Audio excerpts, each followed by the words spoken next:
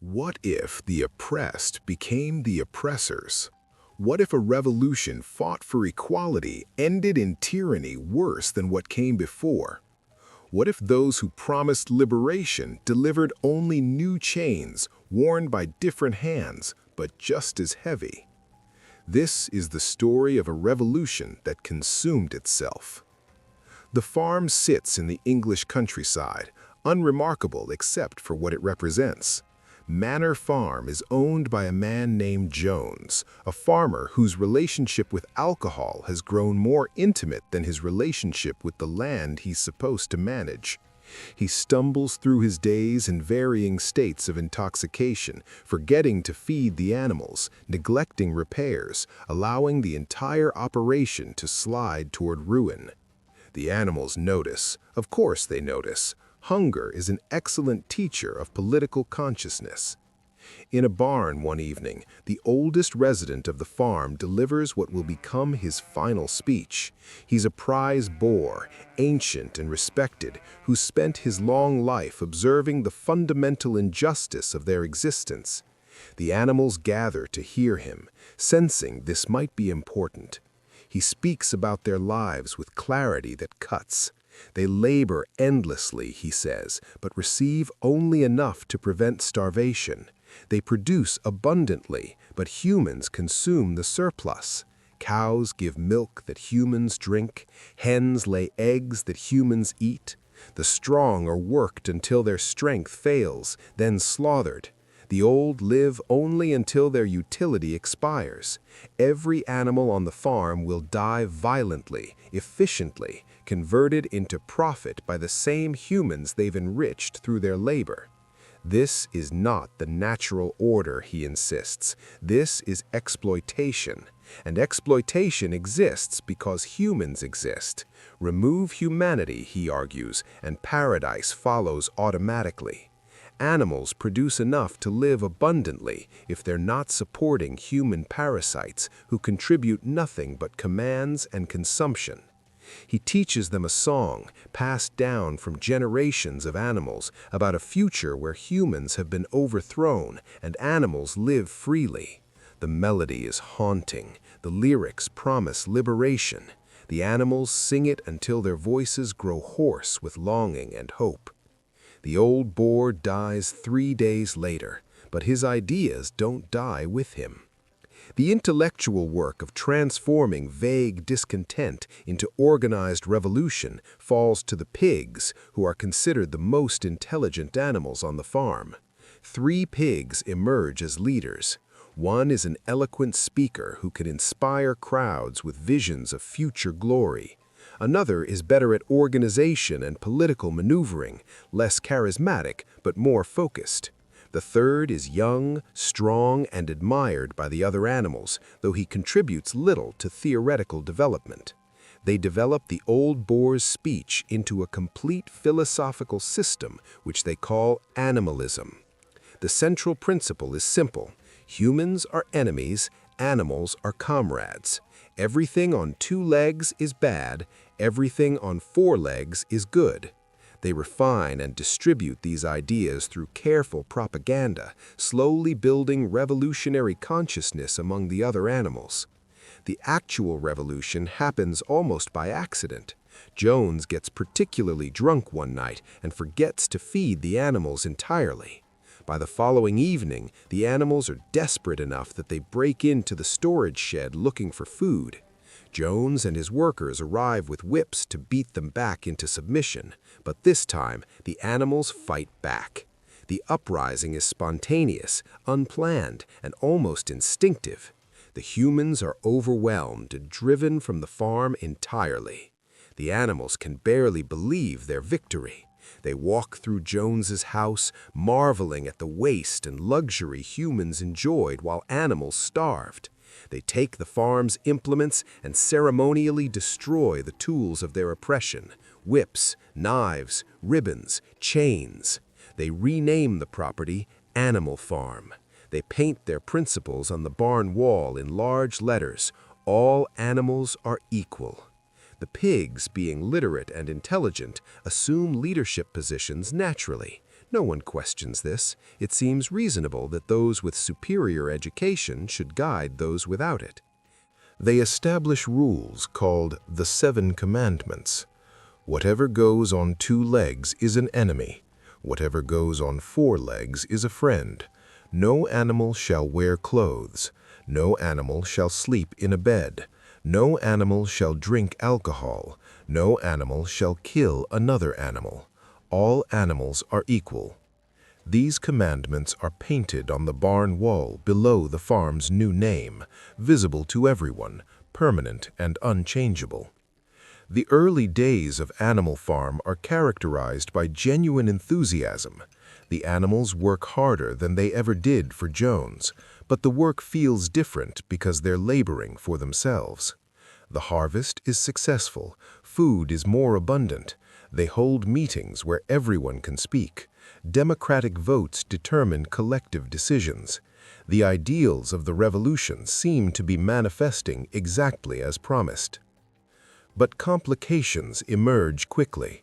The pigs claim the farm's milk and apples for themselves exclusively, arguing that their mental labor requires special nutrition.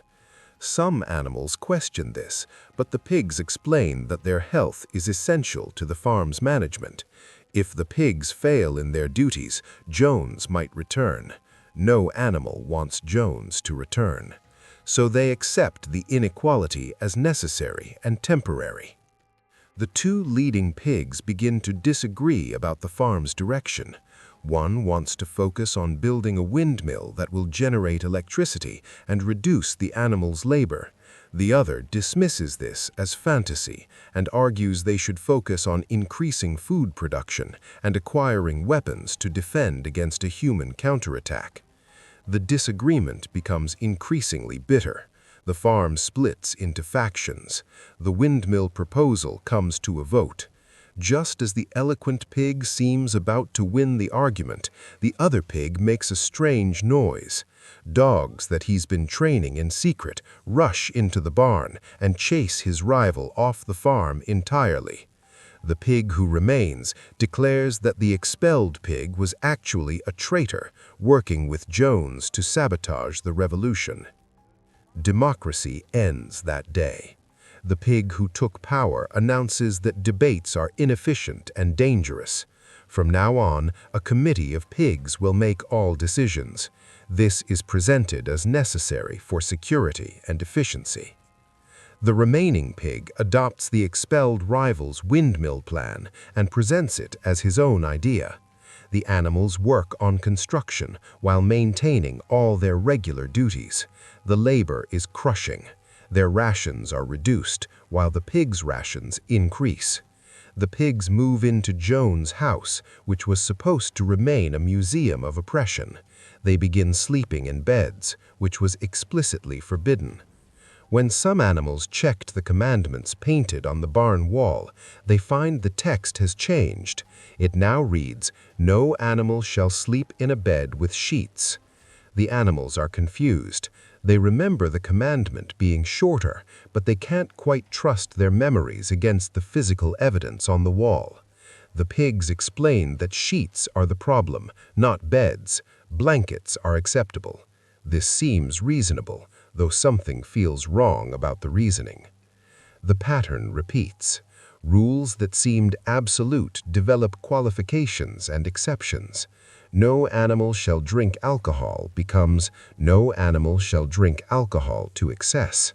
No animal shall kill another animal becomes no animal shall kill another animal without cause. The animals notice the changes but doubt their own memories. The pigs control literacy and record-keeping. The pigs explain the modifications. The pigs must be correct. The windmill is destroyed in a storm. The expelled pig is blamed for sabotage. Any subsequent problem is attributed to his continued secret presence and ongoing conspiracy. Animals begin confessing to impossible crimes, meeting with the expelled pig, plotting to poison the food supply, and planning to let Jones recapture the farm. They're executed publicly. Blood soaks into the ground in front of the barn where the commandments are painted. After the executions, some animals check the commandments again. The sixth reads, "No animal shall kill another animal without cause." They don't remember the last two words, but again, they can't trust their memories. The terror of the executions lingers. No one wants to question too loudly. A second windmill is built. It's destroyed by humans in an attack. The animals drive off the attackers, but suffer casualties. The pigs declare this Pyrrhic victory a triumph and celebrate with the whiskey found in Joan's house. The next morning, one pig appears to be dying from alcohol poisoning. A rumor spreads that the expelled pig poisoned the drinking water. Then the sick pig recovers and immediately orders a field to be planted with barley for beer production. The animals work harder each year for less food. Their living conditions deteriorate while the pigs improve. The pigs begin trading with human farms, which was supposed to be forbidden. They hire a human solicitor to handle negotiations. They start walking on two legs, carrying whips, wearing Jones's old clothes.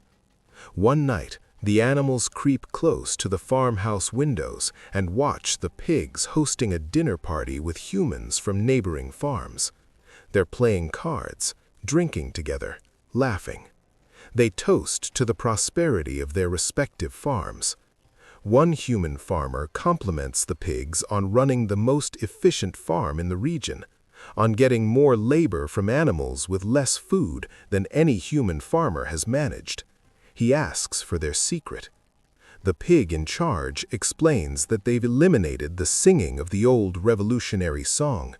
They've simplified the farm's principles. They've removed inefficient democratic procedures. The other pigs and human farmers laugh and drink. They're indistinguishable in their behavior, their dress, their attitudes. The animals watching from outside look from pig to human, from human to pig, from pig to human again. They can no longer tell which is which. Inside the farmhouse, an argument erupts. Both a pig and a human farmer played the ace of spades simultaneously. Each accuses the other of cheating. The card game dissolves into furious accusations and counter-accusations. The animals walk away from the windows, but one last glance back at the barn stops them. The 7 commandments that once covered the wall have been replaced. Now there's only one statement painted in large letters. All animals are equal, but some animals are more equal than others. This transformation didn't happen through a sudden coup or violent overthrow. It happened through the accumulation of small changes, each justified as necessary or temporary or misremembered. The revolution was betrayed gradually, so gradually that pinpointing the moment of betrayal becomes impossible. The intellectual pig who took power didn't seize control believing himself a tyrant. He genuinely thought centralized authority was necessary for the farm's survival. Each expansion of pig privilege was rationalized as essential for their leadership capacity. Each reduction of other animals' rights was explained as required by circumstances. The logic was always compelling in the moment, always presented as serving the collective good. But intentions don't determine outcomes. The road from liberation to oppression was paved with practical necessities and security concerns. The other animals enabled this transformation through their own psychology. They wanted to believe the revolution had succeeded because they'd sacrificed so much for it. Admitting the pigs had become new oppressors meant admitting their suffering had been pointless. So they accepted explanations that preserved their sense of progress even as conditions worsened. Their limited literacy made them dependent on the pigs for the interpretation of written rules. Their poor memories made them vulnerable to historical revision. Their exhaustion from constant labor left them no energy for political vigilance. Each factor contributed to their gradual acceptance of the unacceptable. The expelled pig served a crucial function in the new regime, despite his absence. Every problem could be blamed on his sabotage. Every tightening of control could be justified by the threat he represented. External enemies are useful for internal oppression. Fear is an excellent tool for maintaining power. The public executions marked a crucial transition point. Once animals were killing other animals on political grounds, once terror became an instrument of governance, the last restraints on absolute power dissolved. The violence created compliance through fear, while simultaneously creating complicity. Those who survived the purges were bonded to the regime by their silence during the killings. The transformation of language paralleled the transformation of power. The 7 commandments weren't openly abolished. They were modified with qualifications that reversed their meaning while preserving their form. This is more effective than honest repeal because it prevents clear opposition. How can one oppose a commandment that still exists in modified form? The pigs controlled not just the present, but the past through their monopoly on literacy and record-keeping. The alliance between pigs and humans represented the complete closure of the revolutionary circle.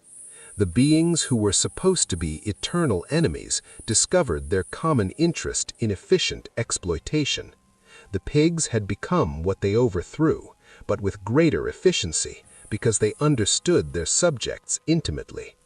The final commandment, all animals are equal, but some animals are more equal than others, is a masterpiece of totalitarian language. It uses the vocabulary of equality to justify inequality. It preserves the revolutionary slogan while evacuating it of meaning. It's simultaneously absurd and perfectly descriptive of the reality it legitimizes. What makes this trajectory particularly disturbing is its plausibility. Every step follows logically from the previous one.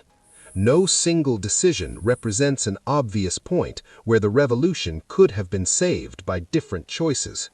The accumulation of small betrayals created the large betrayal. The revolution failed not because its ideals were wrong, but because power corrupts those who hold it, regardless of their original intentions. The pigs weren't monsters from the beginning. They became monstrous through the process of wielding unchecked authority. This suggests that the problem isn't individual character, but structural, that concentrating power in any group's hands will produce similar results. The other animal's passivity was as crucial as the pig's ambition. Revolutions require constant vigilance to prevent their betrayal. Democratic participation must be active and informed. When populations delegate authority without maintaining oversight, when they trust leaders without verification, when they accept explanations without evidence, they create conditions for tyranny. The manipulation of language and history proved more powerful than physical force for maintaining control. Once the pigs controlled what words meant and what the past had been, they controlled what was thinkable. This is why all totalitarian regimes invest heavily in propaganda and historical revision. Reality itself becomes contested territory in power struggles. The story raises uncomfortable questions about human nature and political possibility. If animals seeking liberation from human tyranny inevitably recreate similar tyranny among themselves, what hope exists for genuine equality? If revolutionary leaders consistently become new oppressors, should revolution be abandoned as a strategy? But perhaps the lesson is more specific. Not that revolution always fails, but that revolution requires more than overthrowing oppressors. It requires building institutions that prevent new oppression. It requires educated populations capable of recognizing manipulation. It requires the distribution of power rather than its concentration. It requires eternal vigilance rather than trusting faith in leaders. The pigs succeeded because they controlled literacy, weapons, food distribution, and information. They monopolized every source of power. The other animals had only their labor, which the pigs appropriated. Without economic independence, political independence becomes impossible. Without intellectual autonomy, ideological autonomy cannot exist. The tragedy is that the animals worked harder after the revolution than before it. Their labor could have created the paradise they were promised. The problem wasn't insufficient production, but unjust distribution. The pigs consumed the surplus that could have fed everyone adequately. Oppression continued not because resources were scarce, but because power was concentrated. The neighboring human farms represented the broader context that shaped Animal Farm's development. Surrounded by hostile forces, the farm maintained a siege mentality that justified authoritarian measures. External threats legitimized internal oppression. This dynamic appears repeatedly in revolutionary states. The foreign danger becomes an excuse for domestic tyranny. Yet the pigs also traded with these same humans whom they claimed were existential enemies. Ideological rigidity applied selectively serves power rather than principles. The pigs maintained revolutionary rhetoric while pursuing practical policies indistinguishable from their supposed enemies.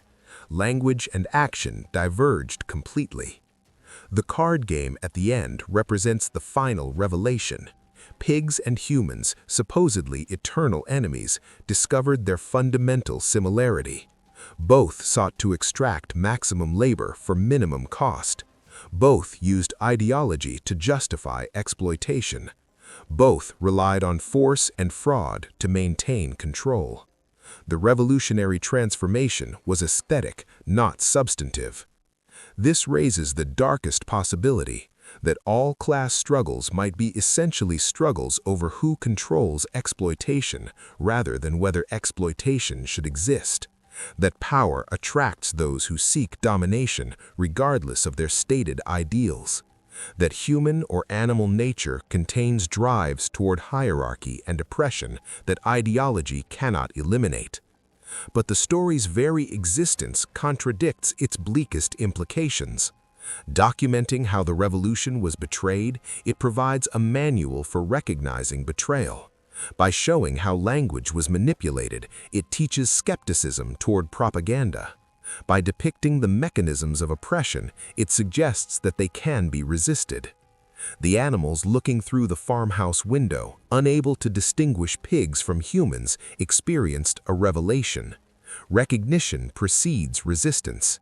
Understanding how they were deceived is the first step toward refusing deception. The education came too late for them, but perhaps not too late for others who might learn from their experience. The fundamental question remains unresolved: whether the cycle can be broken, whether revolution can achieve liberation without creating new tyranny, whether power can be distributed rather than concentrated, whether equality can be maintained against the gravitational pull toward hierarchy. The answer may lie in the specific mechanisms of the pigs' rise to power. They succeeded through monopolizing knowledge, weaponry, and economic resources. They succeeded through manipulating language and history. They succeeded by dividing the other animals and preventing collective action. Each of these mechanisms can potentially be countered through different choices and different structures. But those structures require constant maintenance. Democracy dies not in dramatic coups, but in accumulated small surrenders. Rights are lost not in single catastrophes, but in successive compromises. The price of freedom is indeed eternal vigilance, not as a slogan, but as a practice. The animals paid for their revolution with suffering and labor. They received in return new masters who understood them better than the old ones and therefore oppressed them more efficiently. The lesson isn't that revolution is futile, but that revolution is only the beginning. The real work starts afterward, in building and maintaining structures that prevent power's concentration. The pigs walking on two legs, wearing clothes, drinking whiskey, and playing cards with humans represent the revolution's complete failure. But they also represent its complete revelation. The mask has fallen. The deception is exposed. What happens next depends on whether the watching animals can organize their understanding into action. The story ends at this moment of clarity, not with liberation, but with recognition. Sometimes that's where revolutions must begin again.